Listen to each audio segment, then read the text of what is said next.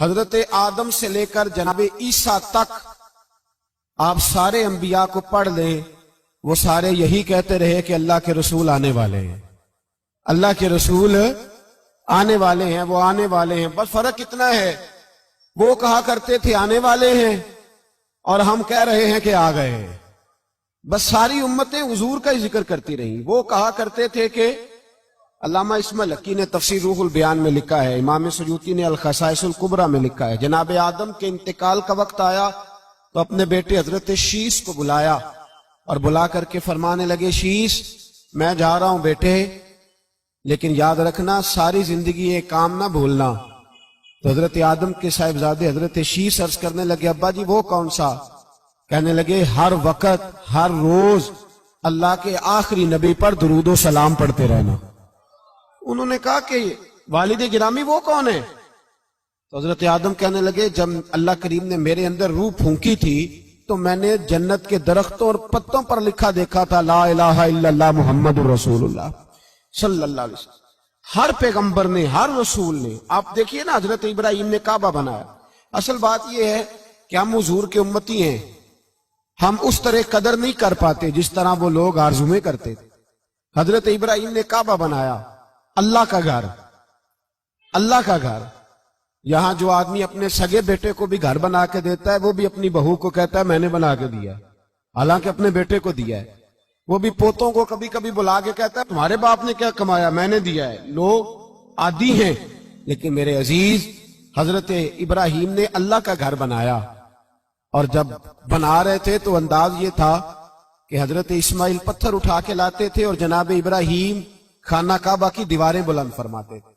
اس عالم میں جب بنا چکے تو عرض کرنے لگے یا اللہ کعبہ میں نے بنا دیا ہے، اسے آباد کرنے والا رسول بھی عطا فرما دے۔ ربنا وابعث فیہم رسولا، یا اللہ وہ رسول ہمیں عطا فرما جو بڑی شانوں والا ہے۔ سارے انبیاء حضرت سیدنا عیسیٰ علیہ السلام کہ کچھ امتی کہنے لگے عیسیٰ مردے زندہ کر دیتے ہو، کوڑوں کو شفا دے دیتے ہو، اے عیسیٰ آپ کا ہاتھ لگ جائے تو اللہ بڑے سے بڑے برس کے مریض کو بھی شفا دے دیتا ہے، لگتا ہے سب سے زیادہ شان والے آپ ہی ہو۔ تو حضرت عیسیٰ کہنے لگے نہیں، وَمُبَشِّرٍ بِرَسُولٍ يَأْتِي مِن بَعْدِهِ اسْمُهُ احمد، فرمایا شان والا تو وہ ہے جس کی میں تمہیں خوشخبری دینے آیا ہوں، وہ میرے بعد آئے گا اور اس کا نام احمد ہوگا، وہ اس کی میں تمہیں خوشخبری دینے آیا ہوں۔ میرے بھائی، میرے رسول کریم سید عالم صلی اللہ علیہ وسلم کے بارے میں ہر نبی، ہر پیغمبر، ہر رسول یہ کہتے آئے وہ آنے والے ہیں، اور ہم کیا کہہ رہے ہیں؟ وہ ہم کیا کہہ رہے ہیں؟ فرق اتنا ہے، وہ کہا کرتے تھے آنے والے ہیں، اور ہم کیا کہتے ہیں؟ ہم کہتے ہیں آ گئے ہیں۔ عید میلاد النبی ہے، کیا سہانا نور ہے، دیکھو آ گیا وہ نور والا جس کا سارا ہی نور ہے۔ ہم یہ کہہ رہے ہیں کہ وہ آ گئے، بڑی عزت والا، بڑی شان والا۔ رب کریم بڑے بلند حوصلے والا ہے، وہ کسی کو جتلاتا نہیں کوئی شے دے کے، وہ نہیں جتلاتا، اس کو جو نہیں مانتے انہیں بھی روٹی دیتا ہے۔ جس نے ساری عمر نماز نہیں پڑھی اللہ نے اسے بھی بچے عطا فرمائے، اس نے ساری زندگی نافرمانی کی رب نے اسے بھی نعمتیں دی، کسی نعمت پر احسان نہیں جتلایا، لیکن فرمایا میرے نبی کے غلاموں ذرا ہوش سے رہنا، ذرا ہوش سے۔ ساری زندگی برادریوں پر ہی فخر کرتے رہے ہو، ساری زندگی بینک بیلنس اور جائیداد اور مال پر ہی تم نے فخر کیا ہے، فرمایا ایک فخر والی چیز میں تمہیں دے رہا ہوں، اور میں تمہیں بتا رہا ہوں لقد من اللہ علی المؤمنین اذ بعث فیہم رسولا۔ اور یار اس پہ کبھی غور تو کرو، اس پہ کبھی غور تو کرو، احسان جتلانا کو چھوٹی سی بات ہے، اور پھر مالک جس کے حوصلے پر کوئی کلام ہی نہیں کر سکتا، وہ مالی کے شان جتلا کے تجھے کہتا ہے او مسلمان تو چھوٹا سمجھتا ہے، تو شاید ہلکا جانتا ہے، ہوش کر اور اپنے اندر کے مصطفیٰ کریم کے اس غلام کو بیدار کر۔ رب فرماتا ہے میں نے تمہارے اوپر بڑا ہی احسان کیا، میں نے بڑا ہی احسان کیا۔ یا اللہ کیا؟ فرمایا اذ بعث فیہم رسولا، میں نے تمہیں اپنا شانوں والا رسول عطا کیا ہے۔ دیدہ دل کا دریچہ باز کرنا چاہیے، اور یا رسول اللہ جن کا تو آقا ہے ان کو ناز کرنا چاہیے۔ اب تھوڑا مسلمان ہونے پہ بھی فخر کرو، کبھی کوئی پوچھے تو اسے بتایا کرو ہم رسول اللہ کے غلام ہیں، یہ بھی ہماری برادری ہے اور یہ سب سے بڑی برادری. اس برادری کے اندر بھی لوگوں کو لائیں. آپ کو پتہ ہے میلاد انقلاب کا نام ہے. میلاد جب تک نہیں ہوا تھا تو بیٹیاں زندہ دفن ہوتی تھیں. آپ علماء سے یہ سن تو لیتے ہیں پر ذرا اس معاشرے کی بے حسی تو دیکھو. بیٹی جان ہوتی ہے باپ کی, بیٹی رونق ہوتی ہے گھر کی. ایک آدمی کے 11 بیٹے ہیں تو مجھے ایک دفعہ کہنے لگا دعا کریں اللہ مجھے بیٹی بھی دے. تو میں نے کہا 11 بیٹے ہیں, کہنے میری تو منجی نو رونا بھی کسے نہیں, بیٹے تو نہیں یہ کام کرتے.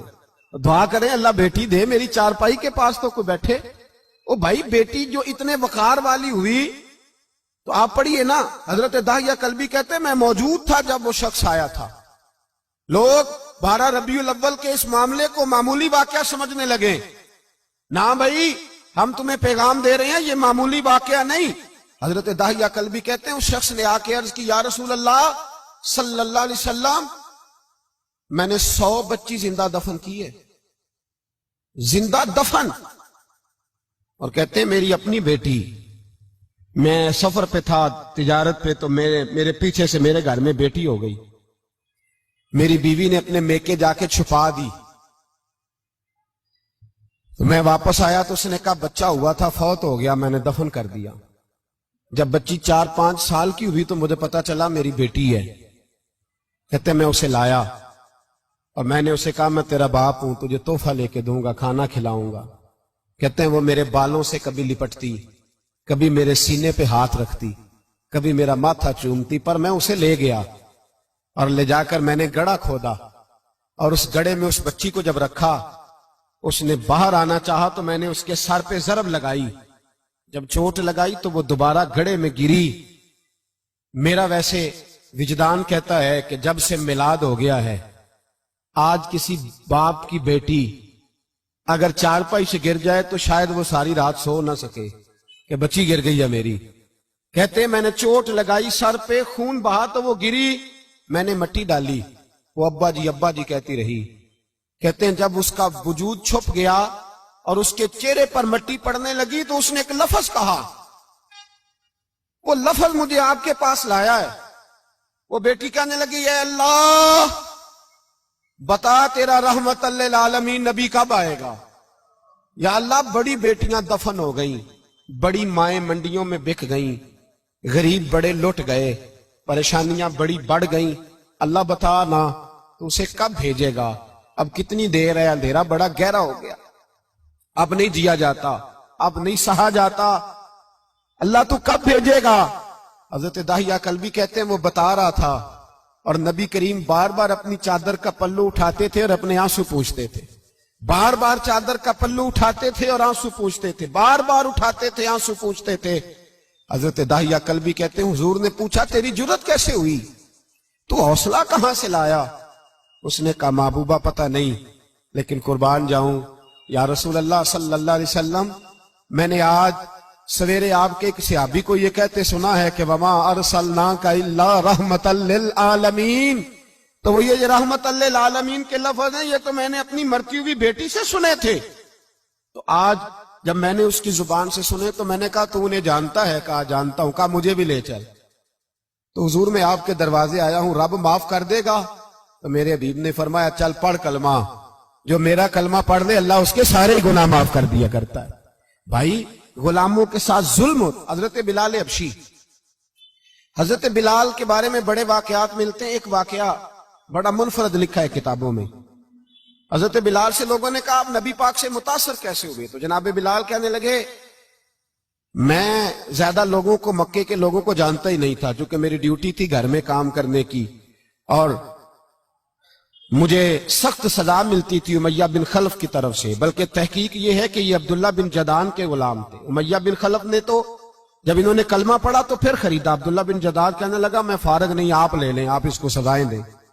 تو کہتے میں ان کے گھر میں ہوتا تھا تو میں تو زیادہ لوگوں کو جانتا ہی نہیں تھا, کبھی مجھے موقع ہی نہیں ملا تھا باہر نکلنے کا. ہماری غلاموں کی کوئی زندگی نہیں ہوتی تھی. آج تو ہر آدمی کہتا ہے نا میں کچھ چودھری سے لے کے کھاتا ہوں. یہ جو تیرے اندر حوصلہ ہے نا یہ میرے رسول نے تجھے عطا فرمایا ہے, یہ میرے نبی نے تجھے دیا ہے, ورنہ تو غلام بکا کرتے. یہ حوصلہ تجھے رسالت مآب نے دیا۔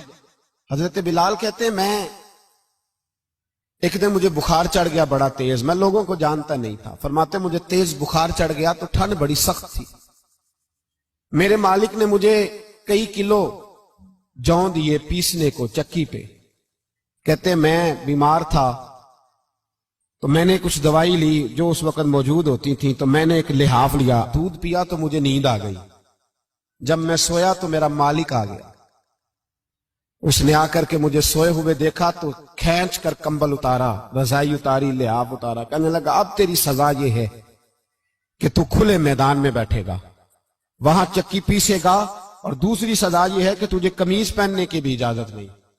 حضرت بلال کہتے ہیں تیز بخار، ٹھنڈ کا عالم، اور جب میں چکی پیس رہا تھا تو رو رہا تھا، اور میں پوچھ رہا تھا خدایا ہمارے نصیب، اللہ ہمارے مقدر ہے جرم ضعیفی کی سزا مرگ مفاجات۔